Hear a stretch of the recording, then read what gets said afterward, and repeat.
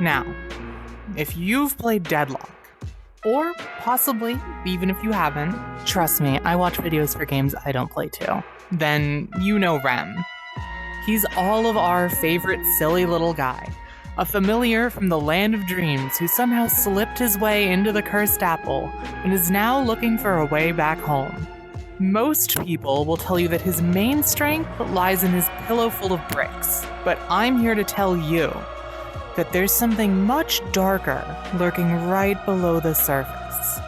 That the dream he came from was in fact a nightmare, and that our funny little friend is an absolute demon in disguise. Now, full disclaimer, I didn't put this build together myself. I ran into it out in the wild and got absolutely demolished by it, and it's captivated me ever since. I've made a few minor tweaks and adjustments to expand on it a little bit, but I'm just here to spread the word. That all being said, let's get into the early game. Early game starts pretty slow. You'll want to start by unlocking your helpers, as they'll help you keep pressure on your lane. Ideally, you'll want a helper on your medic as soon as it comes off cooldown every wave. This will help keep your enemy's wave pushed back to their tower and keep the lane pressure up. Then, we'll be buying our first item, monster rounds. Pretty simple, just helps you deal a little more damage to your enemy team's minions to keep that lane pressure up even higher. Then, we'll stack extended mag directly into Titanic mag. This will give us a bigger magazine and a little extra damage on top, just to help keep that pressure as strong as possible. After that, we're going to want to save up for Cultist Sacrifice. It won't do us a ton of good for the time being, but trust me, it'll come in handy later. Around now should be the 8-minute mark, which, you know what that means, Sinners. One of Rem's most slept-on strengths is his incredible farming potential. His ability to do multiple Sinners across the map at the same time for absolutely free is unparalleled. So as soon as they're up, you're going to want to leave lane and start spamming helpers on them as much as you can. Sorry, Abrams, but you'll thank me later. To facilitate this, you'll want to level his helpers up to tier 3 as soon as possible to unlock all 4, forgoing every other ability in the meantime. Double Sinners is going to be an ideal place to start, as you can get both Sinners with a single cast as long as you have 2 helpers available. After that, you're going to want to pop your Cultist Sacrifice on the large denizen right outside, and then finish off the 2 medium ones. And with this, begins our mid-game. You'll spend most of this time running the same loop. Steal Sinners as soon as they're up, farm jungle, maybe run tunnels for your own private boxes, and maybe participate in a team fight. Now, you may think this sounds a little boring, and maybe you're right, but trust me, it's worth it for what's to come. And speaking of what's to come, our next items. Up next is going to be Burst Fire, giving us more fire rate when we're hitting an enemy, and Point Blank, giving us even more damage when we're hitting somebody close to us. Together, these help us burst down enemies even faster. After these 2, you're going to want to invest in Glass Cannon. This is a pretty large damage buff, but it comes with the sizable downside of losing max HP. This can be a little tricky to work around, but it'll be offset by some of the survivability we'll be investing in later. The real reason we want Glass Cannon, though, is for its secondary effect. Every time you get a kill, it provides a permanent stacking fire rate buff up to 8 stacks.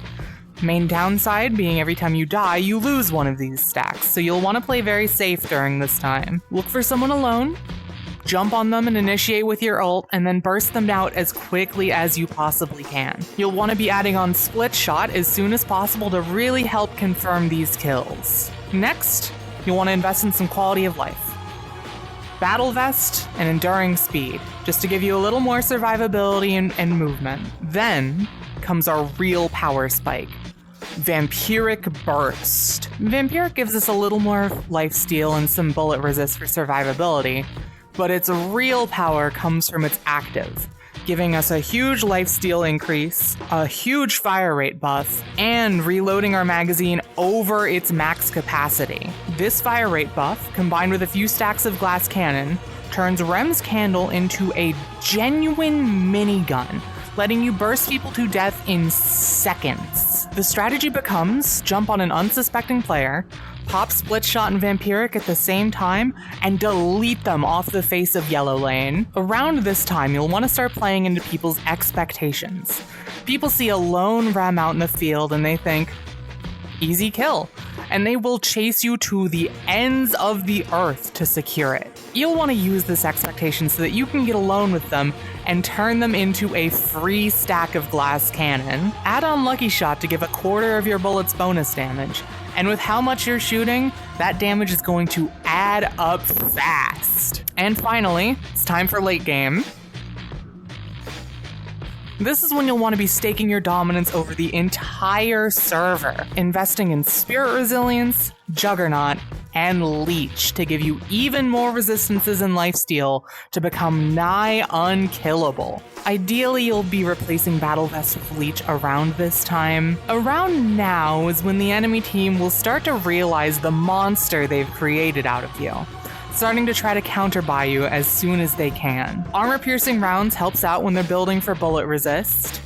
Why does armor-piercing not counter metal skin? If they're building for lifesteal to try to survive in fights longer against you, then you'll want to invest Inhibitor to nip that in the bud. If they're trying to CC stun you to death, Unstoppable quickly puts them in their place. But if it's too late for them to start countering your build and you want to keep the steamroll going, invest in Ricochet to kill them all at once, or Transcendent cooldown to have more uptime on your Vampiric Burst Split Shot combo. Whichever path you choose, you'll want to be replacing Cultist Sacrifice, as you'll already have more souls than you could ever need by this point. By the time the game is over, Rem will be the equivalent of an A10 Warthog, flying in and destroying absolutely everyone and everything in his path with the autocannon, and leaving nothing in his wake. His ult makes anyone you choose easy pickings, and easily shuts down any attempts to stop you.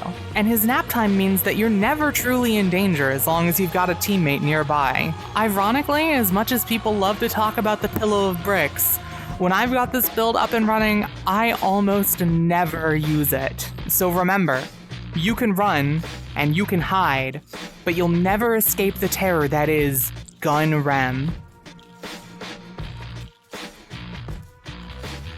And that fucker. Damn it! Hey, it's my first time ever recording a video like this. I hope you enjoyed, and I hope it was informative.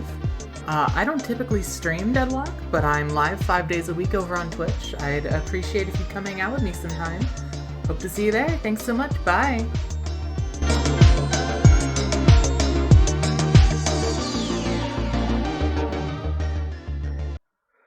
I think that was better.